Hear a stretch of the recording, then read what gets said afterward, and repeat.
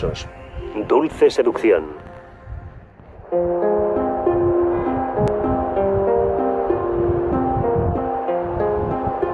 En febrero de 1977, una de las mujeres más ricas de Chicago salió de la Clínica Mayo para entrar en la historia del crimen. La excéntrica heredera de 65 años, Helen Brack, tenía que haber viajado a Florida la semana siguiente, pero jamás llegó allí. A pesar de una investigación que duró años, la policía no consiguió llegar a indagar qué había sido de Helen Brack. El caso aún está abierto y nadie puede creer que no se haya podido resolver y explicar lo que sucedió o dónde está su cuerpo. Cuando Helen desapareció, dejó atrás una extensa propiedad, 5 coches de lujo, incluido un Rolls Royce color lavanda, una docena de perros y lo que parecía un excelente móvil para un asesinato. Una fortuna de $30 millones.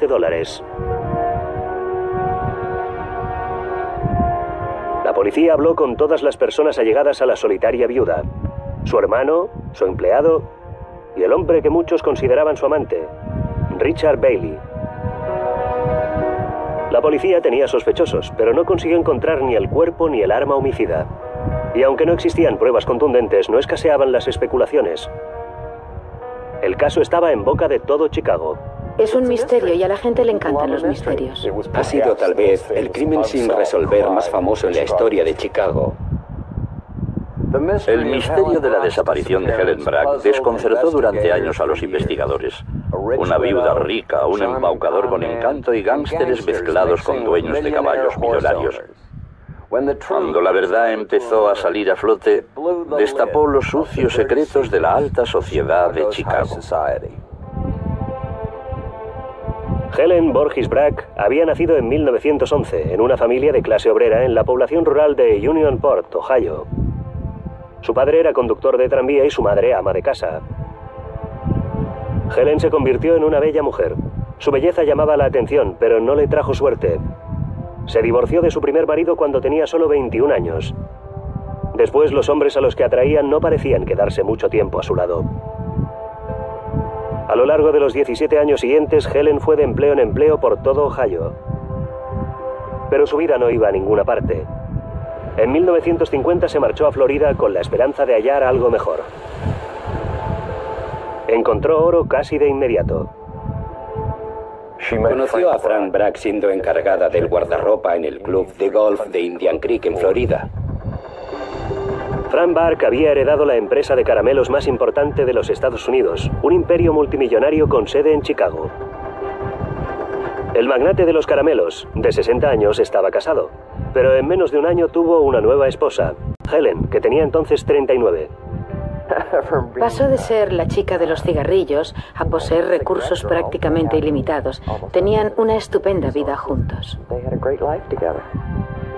Helen se trasladó a la mansión de 18 habitaciones de Frank en Glenview, una lujosa zona residencial de Chicago, donde Helen empezó a darse la gran vida.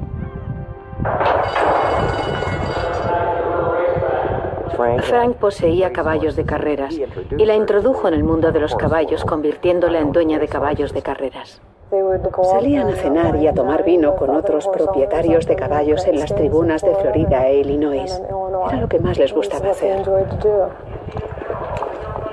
Helen y Frank viajaban con frecuencia de su gran propiedad de Chicago a un ático que poseían en Florida. Frank no escatimaba en las cosas predilectas de Helen: antigüedades, joyas y coches de lujo. A Helen le gustaban sus coches de color rosa y blanco, como los caramelos de Brack. En 1966, Frank vendió caramelos Brack y duplicó con creces su fortuna. Pero para entonces, Frank, de 76 años, estaba atado a una silla de ruedas y, según algunos, senil. Él y Helen raramente salían de su casa de Glenview. En 1970, Frank murió, dejando a Helen casi $30 millones. Una mujer pobre de Ohio se casa con un señor rico, Frank Brack, y una empresa de $30 millones pasa a ser suya. Helen nunca había encajado en la élite social de Chicago. Y al quedarse sola, se volvió solitaria y excéntrica. Se rodeó de docenas de perros. Sus mascotas y sus obras benéficas relacionadas con animales se convirtieron en sus obsesiones. No era aficionada al torbellino social, era más bien callada y reservada, pero los animales pasaron a formar una parte muy importante de su vida. El compañero humano más próximo a Helen era su empleado Jack Matlick. Él se ocupaba de la propiedad y hacía las veces de chofer de Helen. Ella le llamaba su hombre de la casa. Hasta que en otoño de 1973 Helen dejó que otro hombre entrara en su vida. Richard Bailey, un encantador y en apariencia acaudalado tratante de caballos. Conocí a Helen Brack a través de una señora en un lavado de coches. Me iban a lavar el coche y delante de mí había una señora con un precioso Cadillac nuevo. Y empecé a hablar con ella. Me dijo, conozco a una señora muy agradable a la que seguramente le gustará conocer. La amiga de la señora era Helen Brack. Naturalmente aguzó el oído cuando le dijeron que se trataba de Helen Brack, la tercera de los caramelos Brack. Richard era un enamorado de la buena vida y ella representaba un papel de fantasía para él. La pareja se conoció en un restaurante. Bailey era 20 años más joven que Helen, pero ella se sentía a gusto a su lado. Ella procedía de un entorno igual al mío, de una familia muy pobre.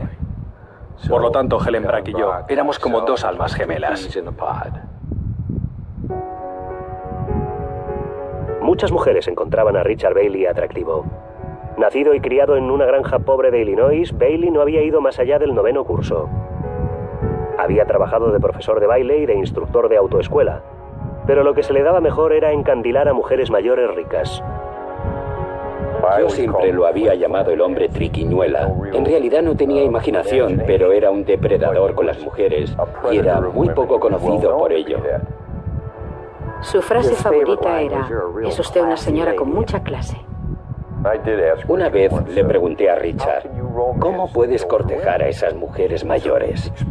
Y él me explicó que toda mujer tiene algo que normalmente resulta atractivo. Richard, siempre que estaba con ella, se concentraba en esa cosa singular. Y creo que también en el dinero. En la época en que conoció a Helen, Richard Bailey utilizaba su encanto para vender caballos en Chicago. Bailey se mostraba encantador, entregado, y cuando una mujer rica y sola empezaba a confiar en él, le vendía un caballo. Inevitablemente, la mujer descubría que el caballo no tenía ningún valor, igual que el cariño de Bailey. Alguien viene a ver un caballo. Quizá lo llevo a almorzar, quizá lo llevo a cenar. Tomas vino, cenas, y cuando te das cuenta ha comprado el caballo. Así son los negocios. Helen parecía disfrutar de los ratos que pasaba con Bailey. Ambos habían iniciado su vida de forma modesta. Con Bailey, Helen podía ser ella misma, disfrutando al mismo tiempo de la buena vida. Pasaba a recoger a Helen Brack por su casa. La traía a mi apartamento en Lake Point Towers. Le preparaba chuletas de cordero, que era su plato favorito. Y gozábamos de una vista panorámica sobre la ciudad de Chicago. A ella eso le encantaba. Helen era generosa con Bailey. Le compraba regalos y lo llevaba de vacaciones. Fue durante uno de sus viajes a Florida cuando Helen le dijo que estaba interesada en comprar varios caballos. A ella le encantaban los animales, le gustaban los caballos y eran para ella una forma de volver a estar ocupada tras la muerte de su marido. En menos de un año, Brack compró 3 caballos a Bailey por un total de $95.000. Los caballos le habían costado a él $18.000.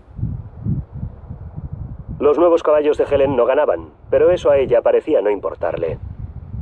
Probablemente Helen, a su manera, estaba manteniendo un poco a Richard para poder tener la oportunidad de pasar con él la cantidad limitada de tiempo que pasaba en su compañía.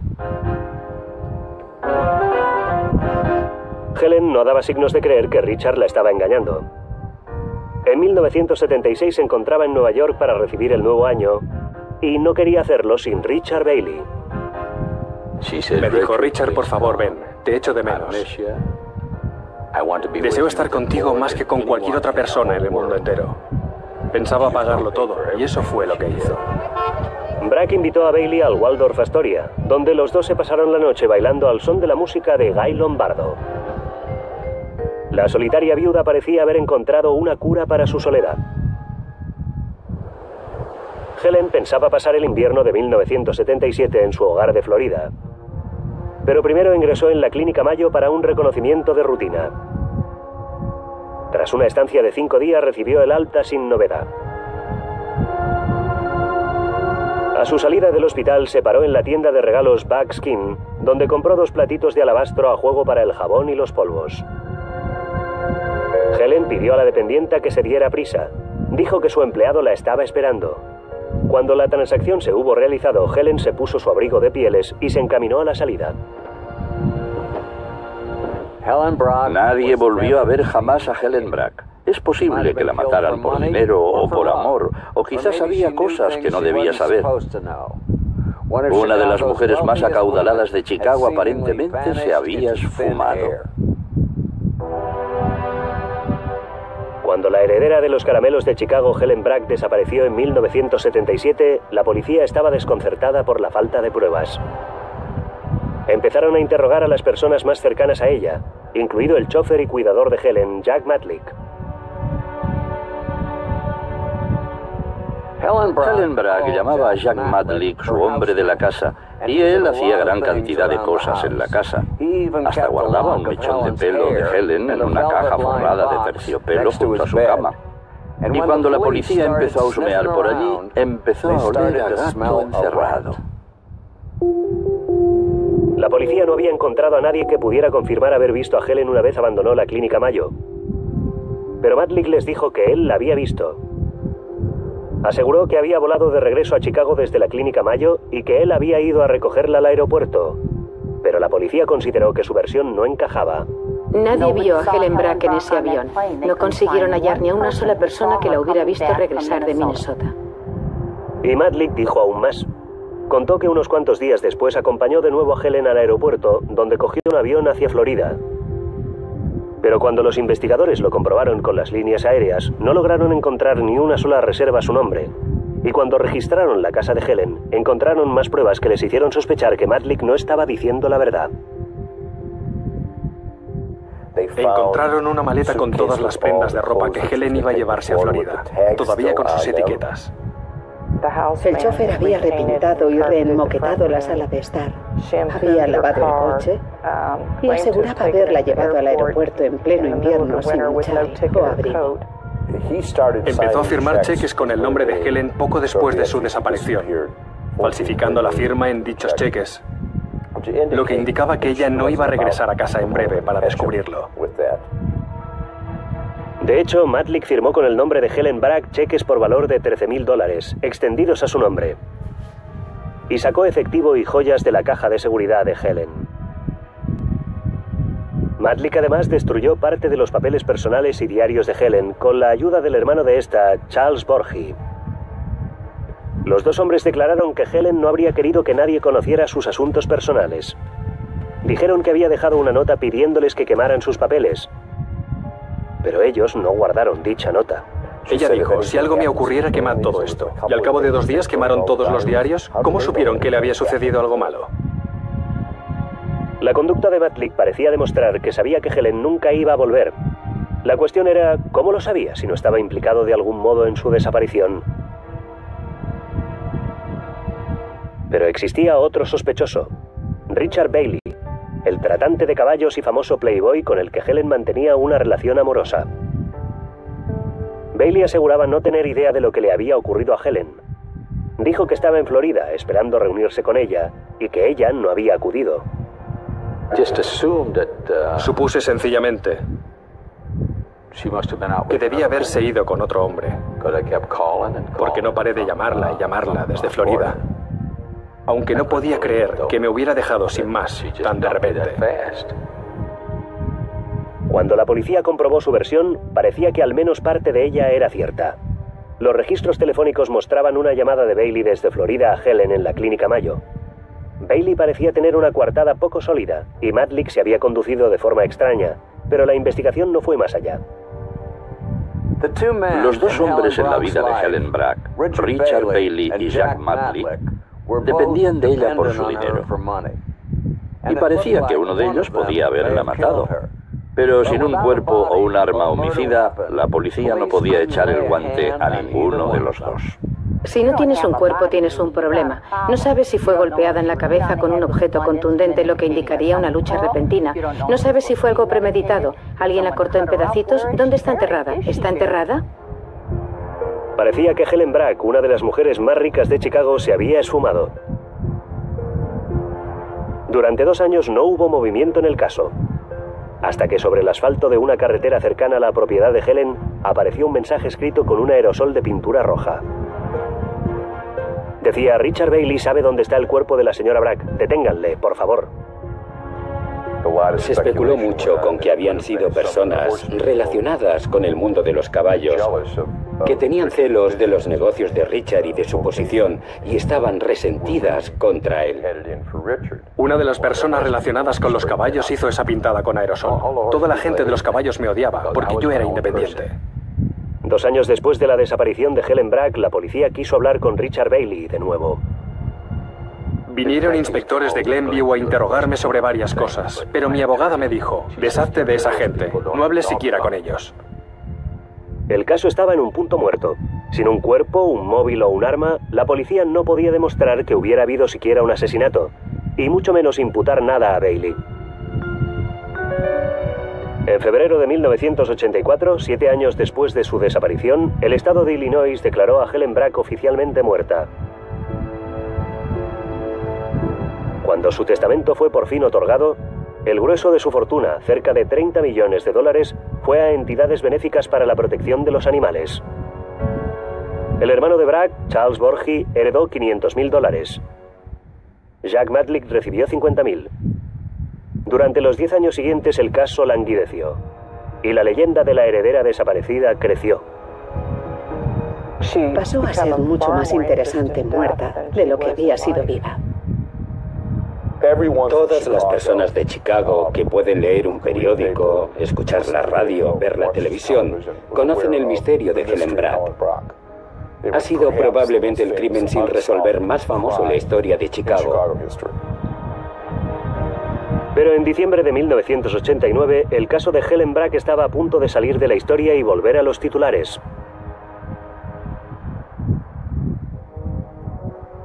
El ayudante del fiscal de los Estados Unidos, Stephen Miller, que acababa de ganar un caso de gran repercusión que tenía que ver con fraude y asesinato, supo que una mujer llamada Barbara Morris había presentado una demanda judicial alegando que un elegante timador le había estafado $50.000 en la compra de un caballo. No tenía antecedentes criminales, pero corrían rumores de que en el pasado había hecho lo mismo a otras mujeres y que había salido con Helen Brack. Miller era de Chicago y estudiaba en la Facultad de Derecho cuando Helen Brack desapareció. El caso siempre le había fascinado. Cuando me di cuenta de que existía potencial para reabrir el tanto tiempo pendiente caso Brack, no lo dudé. El fiscal Steve Miller no era tonto. Sabía que fraude y asesinato van de la mano. Y siguió el rastro del dinero hasta toparse con un timador con un historial de denuncias en su contra, Richard Bailey. Ningún investigador había logrado reunir pruebas suficientes para acusar a nadie del asesinato de Helen Brack. Miller esperaba cambiar eso. ¿Quién no habría querido resolver el caso Helen Brack? Al fin y al cabo sería para cualquiera anotarse un triunfo. Miller indagó a fondo en el historial de Bailey y encontró toda una serie de demandas judiciales interpuestas contra él por mujeres ricas, todas asegurando que Bailey les había vendido caballos sin valor por exorbitantes sumas de dinero. Describía a esos caballos como caballos ganadores, caballos de gran valor, cuando de hecho muchos estaban incluso cojos. No eran lo que él aseguraba que eran. Una mujer tras otra, tras otra, tras otra, todas acusando a Bailey y al mismo grupo de personas de haberlas estafado. Cuanto más ahondaba Miller, más convencido estaba de que Bailey era algo más que un simple tratante de caballos fraudulento. 12 años después de la desaparición de la heredera de los caramelos Helen Brack, un joven abogado llamado Steve Miller se tropezó con el nombre de un estafador que tiempo atrás había tenido relación con Brack: Richard Bailey. La experiencia había enseñado a Miller que fraude y asesinato a veces van de la mano. Resucité investigaciones de asesinato latentes sin resolver desde hacía mucho tiempo y enfoqué los casos, no como asesinatos, sino como delitos financieros.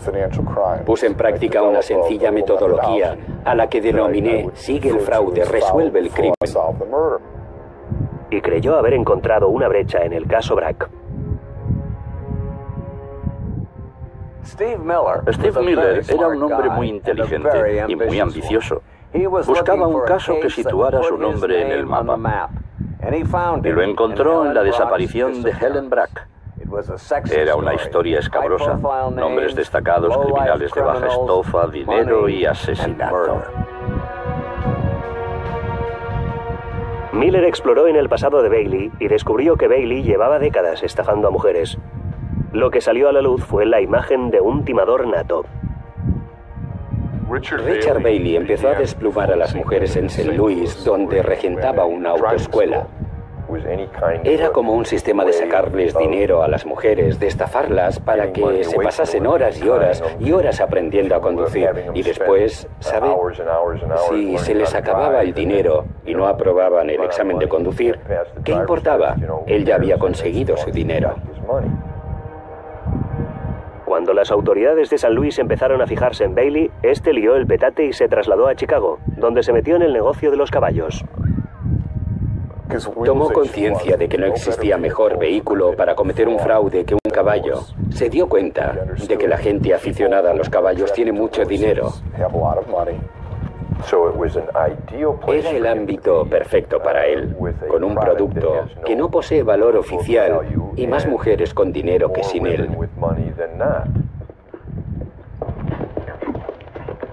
Y allí fue donde conoció a la familia Jane. El negocio de los caballos atrae a mucha gente con mucho dinero. Y los Jane prácticamente controlaban siempre los acontecimientos hípicos, porque la mayoría de la gente les tenía miedo. Ellos le timaron a él y les compró un caballo. Así fue como Bailey decidió que debía entrar en ese chanchullo. Los Jane eran notorios y despiadados gánsteres, cuyas operaciones se centraban en la venta y exhibición de caballos. La policía de Chicago los llamaba la mafia del caballo. No eran solo estafadores, eran personas muy perversas que se aprovechaban de las mujeres hasta el punto de cometer asesinatos. Él era el intermediario, el timador que traía a los clientes, y los otros dos hombres eran los que realizaban la venta. Creo que Bailey encontró a un grupo de personas con la misma moralidad y valores que él, que consistía en ganar dinero y en aprovecharse de las mujeres gracias a toda una variedad de tretas.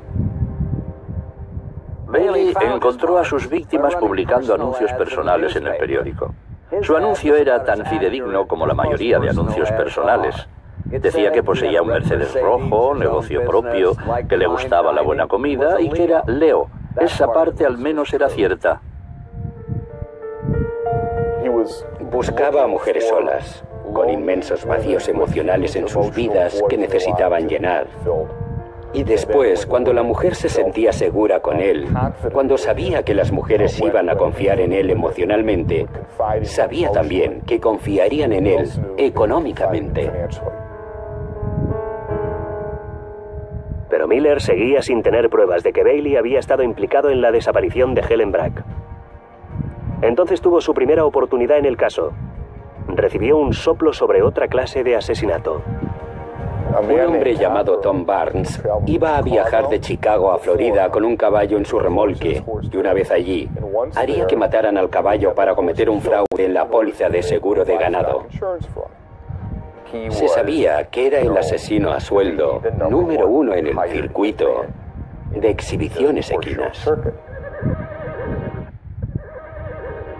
En el mundo de los caballos se sabía todo acerca de Tom Barnes, pero nadie hablaba de él. Era el tipo al que convenía acudir cuando se tenía un problema que no se solucionaba. A Barnes lo llamaban el hombre de arena.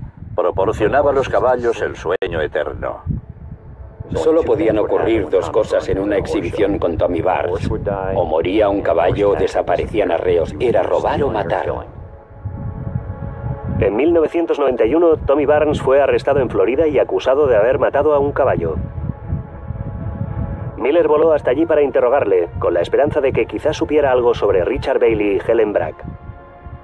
Tommy Barnes contó la historia de su papel de exterminador de caballos para personas adineradas que poseían caballos y ya no los querían. Barnes dijo que no sabía nada de la heredera de los caramelos, pero Miller quería saber más sobre los tratos sucios del hombre de arena. Estaba ejecutando caballos para lo más destacado del mundo ecuestre, el mundo de los jinetes.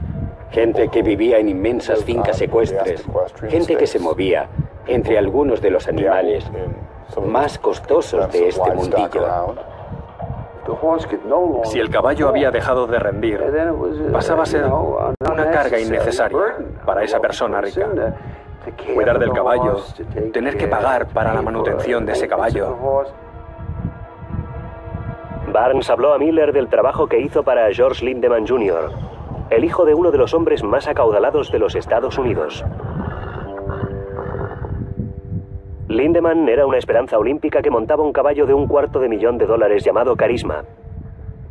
Pero tenía dificultades con su caballo. No lograba entrenar a Carisma para que fuera un ganador. Le frustraba, le avergonzaba. Estaba siendo superado por otros caballos que valían el 10% de su precio de compra. Si el caballo empezaba a mostrar sus capacidades con otro jinete, la falta de talento de George Lindemann quedaría patente. Y en lugar de limitarse a regalar el caballo o a comprarse otro, contrató a Tommy Barnes para que lo electrocutara y así cobrar el dinero de la póliza.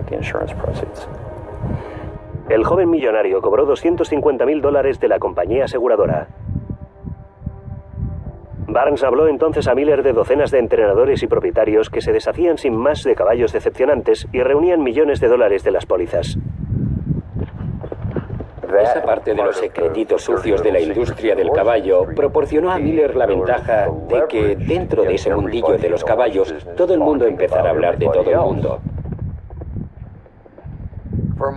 En el terreno del cutrerío moral es difícil superar al mundo del caballo de Chicago. Cada vez que Steve Miller levantaba una piedra, de debajo salía otro estafador más.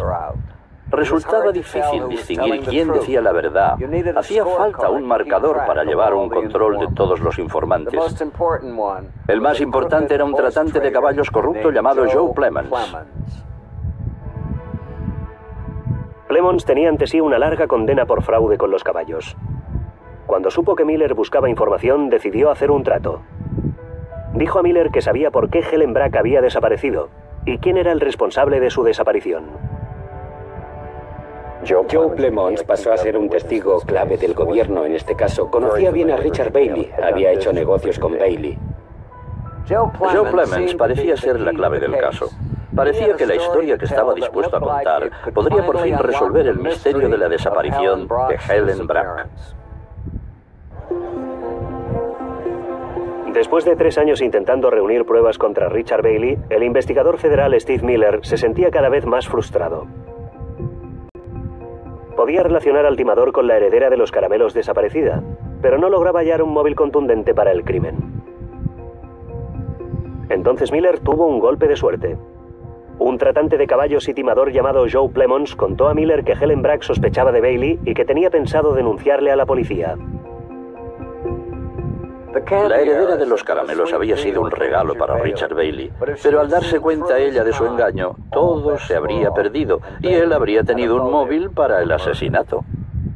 Teníamos testigos, no del asesinato, pero sí del crimen y la solicitud de que Bailey fuera asesinado. Richard Bailey había solicitado, creemos, que asesinaran a la señora Brack. Plemons dijo que Bailey le había ofrecido $5,000 por matar a Helen Brack para silenciarla. La historia tenía sentido para Miller, pero Plemons distaba mucho de ser el testigo ideal. Plemons llevaba toda la vida siendo un estafador con todo el mundo. Hay evidencia de que Plemons vendió a una mujer por $175,000, un caballo que le había costado $10,000. Llevaba toda la vida encerrado. Ya entraba y salía de la cárcel 20 años antes de esto. Bailey dijo que Joe Plemons mentía. ¿Cómo se puede hacer caso de un timador? Y Plemons dijo que Bailey mentía, que el timador era él. Los dos eran timadores. Pero Steve Miller estaba convencido de que Bailey tenía que ver con la desaparición de Helen Brack. Bailey no era solo un embaucador. Miller tenía pruebas de que podía ser despiadado. Había una mujer llamada Linda Holmwood que era todo lo triste y trágica que una persona puede llegar a ser.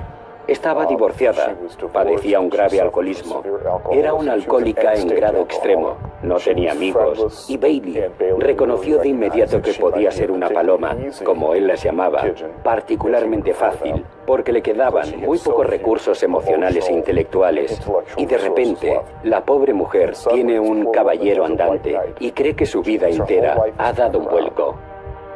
Pero lo único que hizo Bailey por Linda Holmwood, según Miller, fue servirle champaña y venderle varios caballos sin valor. Cuando hubo acabado con ella, estaba sin un céntimo y sola.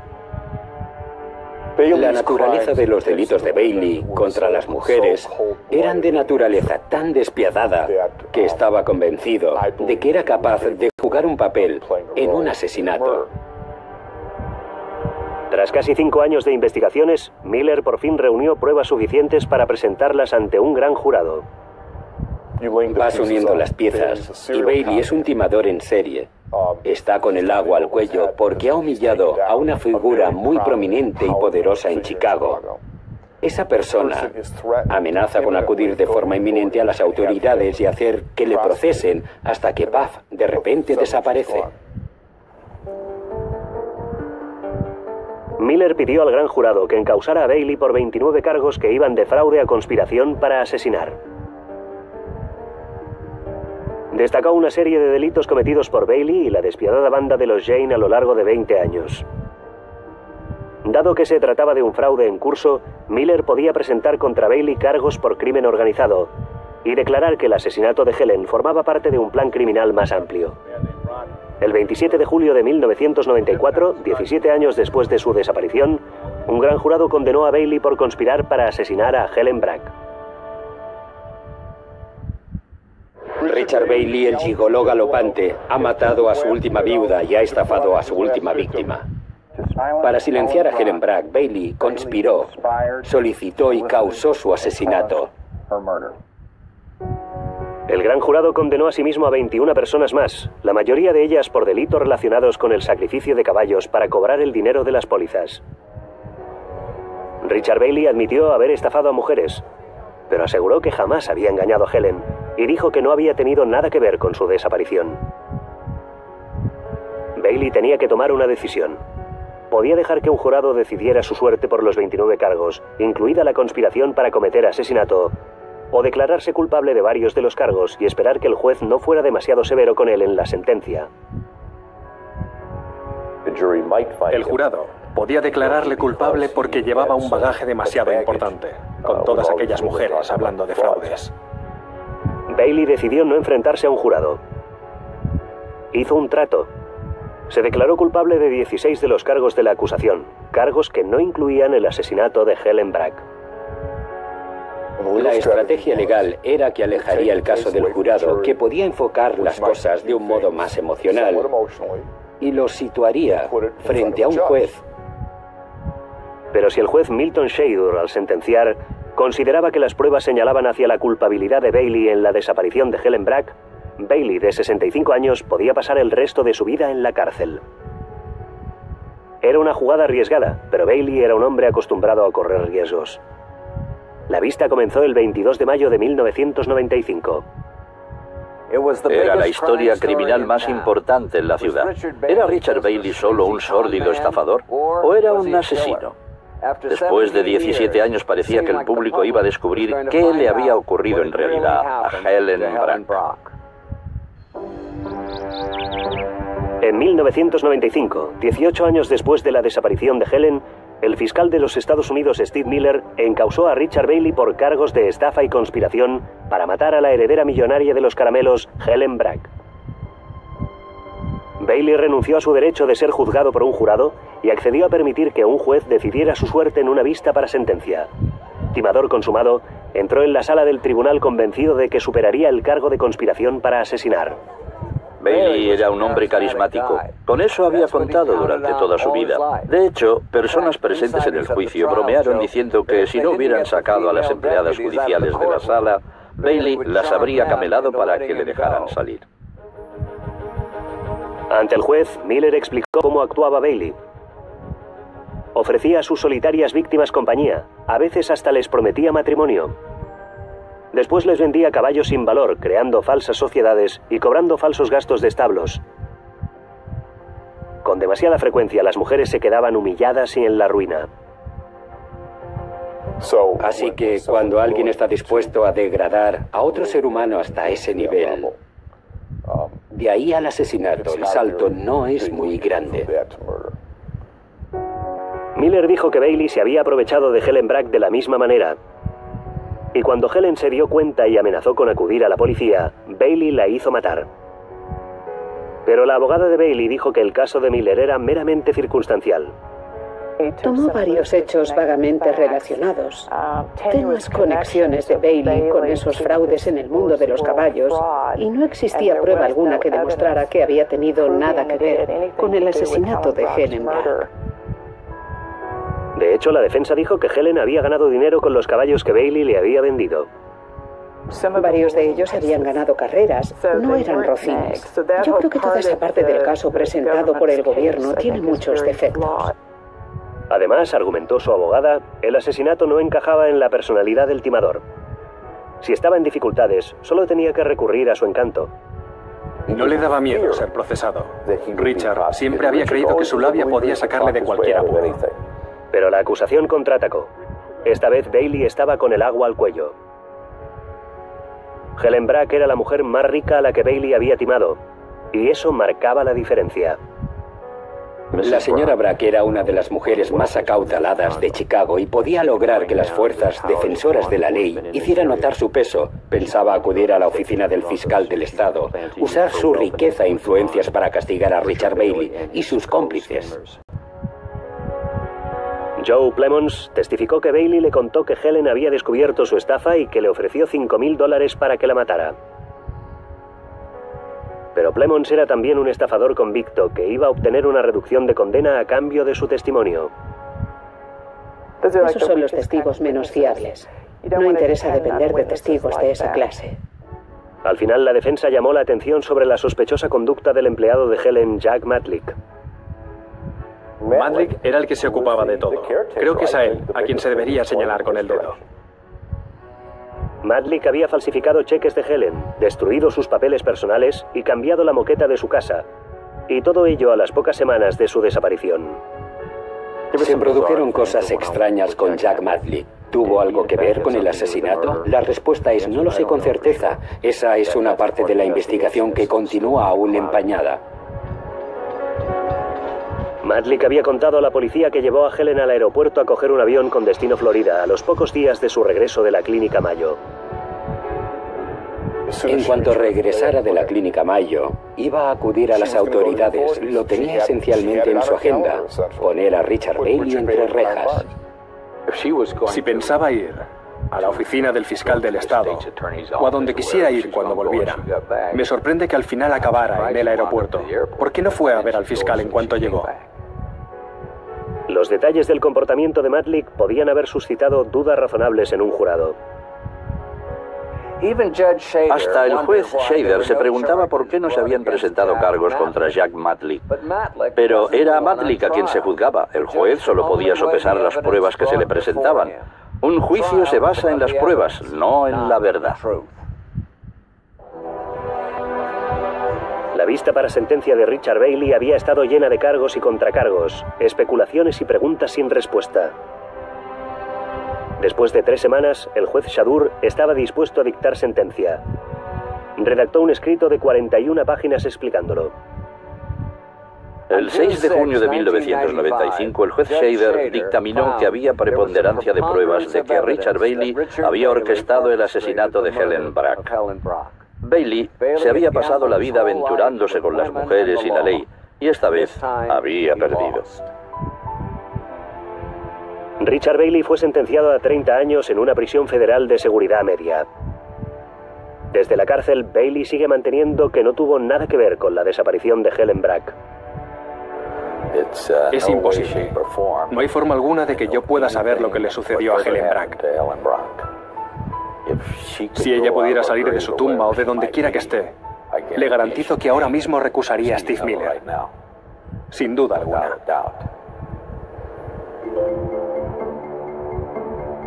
Al concluir los 5 años de investigaciones de Miller, 36 personas del mundo de los caballos fueron acusadas de delitos, incluido Tom, el hombre de arena Barnes, Joe Plemons y George Lindemann Jr. Jack Matlick, que nunca fue acusado de nada que tuviera que ver con la desaparición de Helen Brack, ahora vive a escasa distancia de donde Helen Brack se había criado. Y a pesar de la condena de Richard Bailey, el misterio de la heredera desaparecida no había concluido. Se puede encontrar gente que exprese su punto de vista sobre cualquier tema y en el caso de Helen Brack hay opiniones para todos los gustos. Supongo que lo único que zanjaría este caso sería encontrar un cuerpo. Este caso tiene capas y más capas. Richard y su grupo eran lo evidente.